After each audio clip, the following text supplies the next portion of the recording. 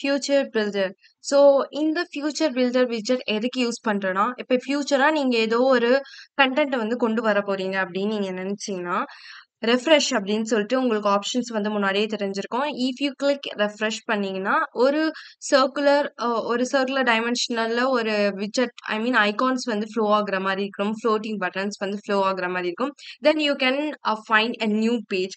So ஃபியூச்சரா வர பேஜ வந்து நம்ம ரெஃப்ரெஷ் பண்றது தான் இந்த ஃபியூச்சர் பில்டரோட ப்ராப்பர்ட்டி. ஸோ எப்படி வந்து நம்ம அந்த ஐகான்ஸோட ரெஃப்ரெஷிங்கோட டெக்ஸ்ட்ட வந்து கிரியேட் பண்ணலாம் அப்படின்னு சொல்லிட்டு பார்க்கலாம். ஸோ ஃபர்ஸ்ட் நான் இப்ப என்ன டிக்ளேர் பண்ண போறேன்னா, இந்த கிளாஸ்க்குள்ள ஒரு கிளாஸ் வந்து டிக்ளேர் பண்ணேன். மை ஸ்டேட்ல குடுத்ததால நான் மை ஸ்டேட் வந்து டிக்ளேர் பண்றேன்.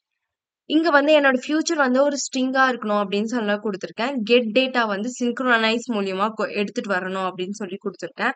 ஸோ இந்த சின்க்ரோனைஸ்ல கெட் டேட்டா எத சொல்றதுன்னா, future delay.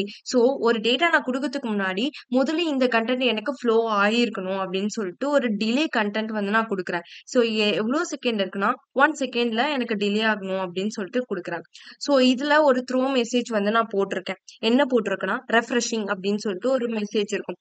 Okay. Refreshing message மட்டும் தான் இருக்கு. இதுக்கப்புறமா நம்ம ஒரு பட்டன்ஸ் வந்து கிரியேட் பண்ணோம். அந்த பட்டன் கிரியேட் பண்ண அப்புறம் ஒரு ரெஃப்ரெஷிங் ஐகான் வந்து போடுற மாதிரி இருக்கும். ஸோ இத எப்படி கிரியேட் பண்ணலாம்?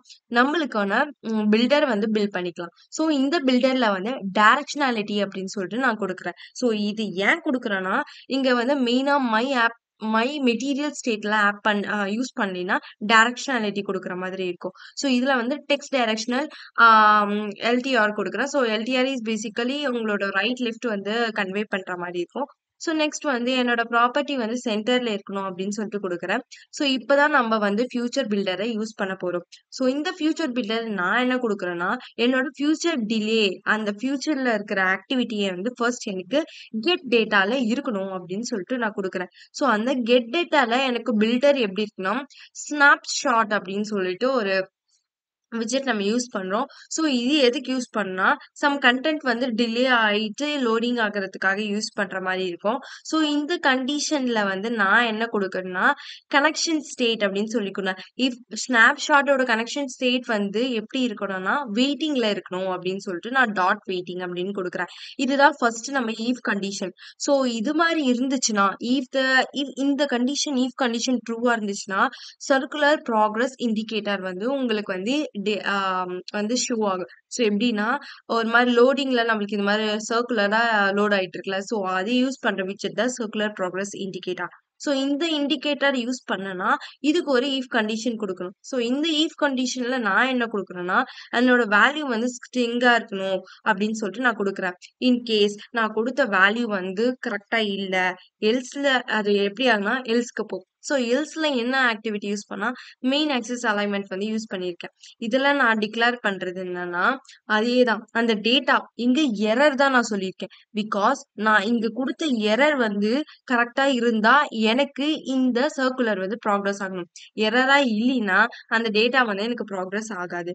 ஸோ அதுக்காக நான் என்ன பண்ணியிருக்கேன்னா, இப்ப இவ்ளோ பட்டன்ஸ் வந்து கிரியேட் பண்ணியாச்சு. அதுக்கு ப்ராக்ரஸ் குடுக்கணும்ல. ஸோ இதுக்கு வந்து ஆன் பிரஸ் நான் குடுக்குறேன். இந்த ஆன் பிரஸ் ஸ்டேட்குள்ள என்ன குடுக்குறேன்னா, ரிஃப்ரெஷ் அப்படின்னு குடுக்குறேன். ஸோ இதுதான் நம்மளோட மெயின் பட்டன். ஸோ இந்த பட்டன் வச்சு தான் உங்களுக்கு இந்த இஃப் கண்டிஷனே வொர்க் ஆக போகுது. ஸோ இப்போ நீங்க உங்க ப்ரோகிராம ரன் பண்ணி பார்த்தீங்கன்னா, you can get the output like this. So நீங்க குடுத்த இங்க ரெஃப்ரெஷ் குடுத்துருக்கீங்க பாருங்க. இந்த ரெஃப்ரெஷோடது மெசேஜ் வந்து ஷோ ஆயிடுச்சு. ஸோ இங்க கூட ரீஃப்ரெஷ் வந்து இங்க வந்து ஷோ ஆயிருக்கு. இஃப் ஃபர்ஸ்ட் கண்டிஷன் நீங்க இந்த ஸ்னாப்ஷாட்னா நீங்க கிளிக் பண்றீங்கல்ல, அந்த ஆக்டிவிட்டிய பொறுத்து இருக்கும். இப்ப நீங்க இந்த எரர் வந்து கிளிக் பண்ண போறீங்க, கிளியர் பண்ண போறீங்கன்னா, இதுதான் எரர். ஸோ ரெஃப்ரெஷோட எரர நீங்க கிளிக் பண்ணீங்கன்னா, இந்த கண்டிஷன்ல உங்க சர்க்குலர் ப்ராக்ரஸ் இண்டிகேட்டர் வொர்க் ஆகணும். இல்லைன்னா டேட்டா மட்டும் தான் காமிக்கும். ஸோ எதுவுமே பண்ணல. இப்ப டேட்டா எல்ஸ்ல இருக்கு. ஸோ இப்ப நீங்க ரெஃப்ரெஷ் அப்படின்னு கிளிக் பண்ணீங்கன்னா, you can get the indicator. பாருங்க இது மாரி இண்டிகேட்டர் காமிக்குதா? ஸோ இதெல்லாம் பேசிக்கலி ஒரு லோடிங் பேஜ். இது நம்மள வெப்சைட்டுக்கான லோடிங் பேஜ்க்காக யூஸ் பண்றது.